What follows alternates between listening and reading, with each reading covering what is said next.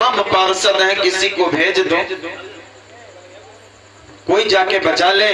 आप तो घड़ी रुको, आराम कर लो, सुस्ता लो, फिर जाओ। भगवान कहने लगे, देवी ये सुस्ताने का समय है। भक्तों ने हमारा नाम रखा है करुणा सिंधु। ये जगत, ये संसार हमारा नाम करुणा सिंधु के नाम से पुकारता है। और मैं यदि आराम करता रहूं और हमारा भक्त दुख पाता रहे, ये कहां का न्याय है। भक्त के दुख में हमें शामिल होना चाहिए, क्योंकि वो हमें पुकार रहा है। देवी हमें जाना है। मेरे करुणा सिंधु नाम जगत में गावे, मेरे करुणा सिंधु नाम जगत में गावे। मैं कैसे करूं आराम भगत दुख पावे, मैं कैसे करूं आराम भगत दुख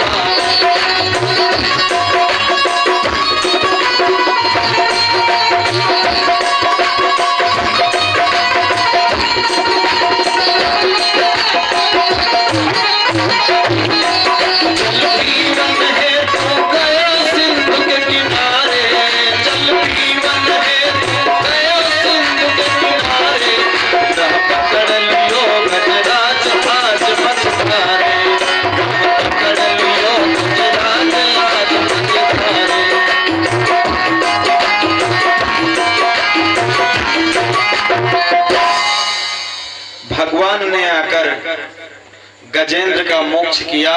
गजेंद्र को अपने धाम लेकर चले गए। जब वहां पहुंचा गजेंद्र, तो क्या देखता है कि ग्राह वहां पहले से मौजूद है, यानी मगरमच्छ का पहले से ही उद्धार हो गया, वो वहां पहले से मौजूद है। गजराज ने कहा, प्रभु मैंने आपको पुकारा था और आप हमें गए थे बचाने के लिए, और ये ग्राह तो पहले से वहां है।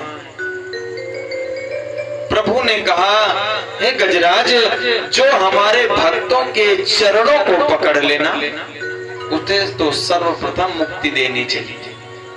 उसने आपके चरणों को पकड़ रखा था, तो मैंने सोचा जो हमारे भक्त के चरणों को पकड़ता है पहले उसे ही मुक्त किया जाए, इसलिए मैंने पहले उसे स्थान दिया, बाद में तुम्हें स्थान दिया। बोलिए करुणा निधान की। अंग रमा संबंध ते होत न अचरज कोय, और कमल नयन नारायण है और रहे सर्प पे सोए।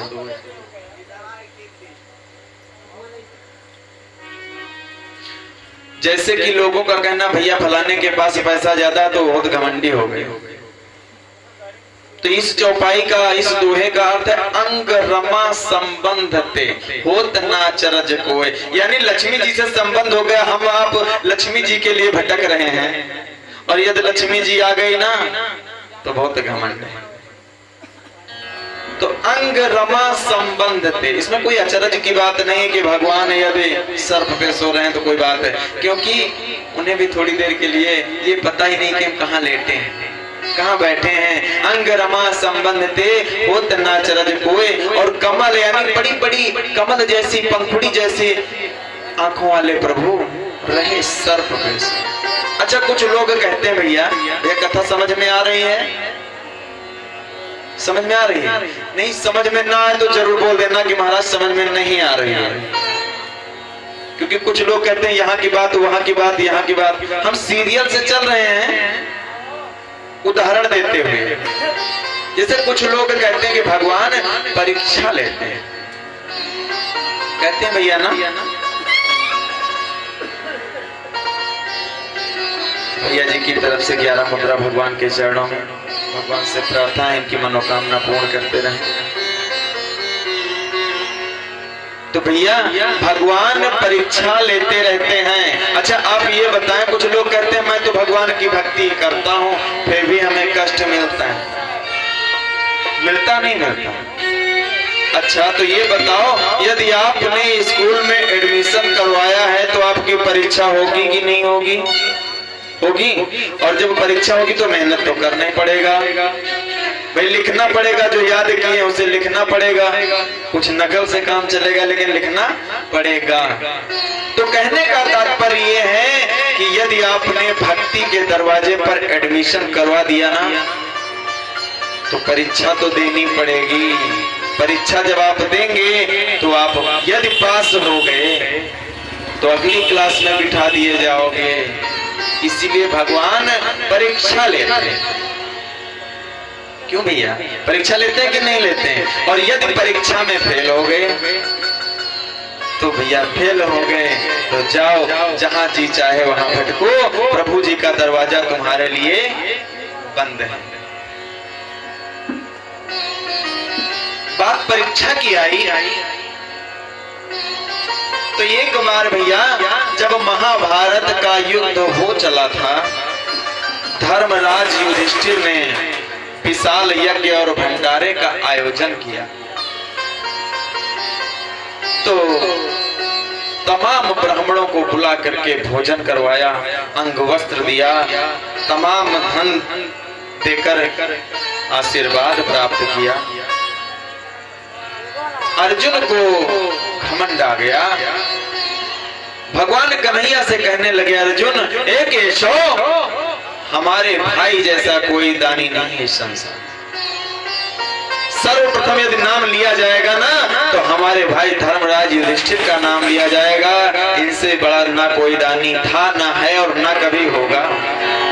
भगवान कन्हैया मुस्कुराए, कहा अर्जुन, मन में कहने लगे, अर्जुन तुम्हें इतने में घमंड आ गया, इनसे कई गुना ज्यादा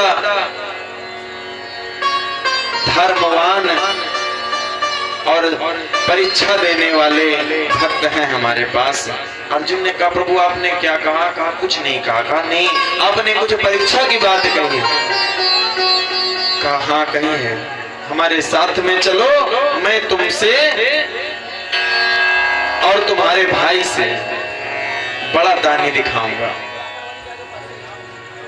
अर्जुन और भगवान कृष्ण ब्राह्मण का भेष रखते हैं और पहुंच गए कहां भैया?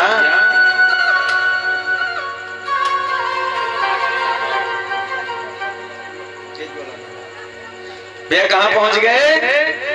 महाराज ब्राह्मण का भेष बनाए हैं दोनों और यमराज को साथ में लेकर के पहुंच गए राजा मौरध्वज के पास।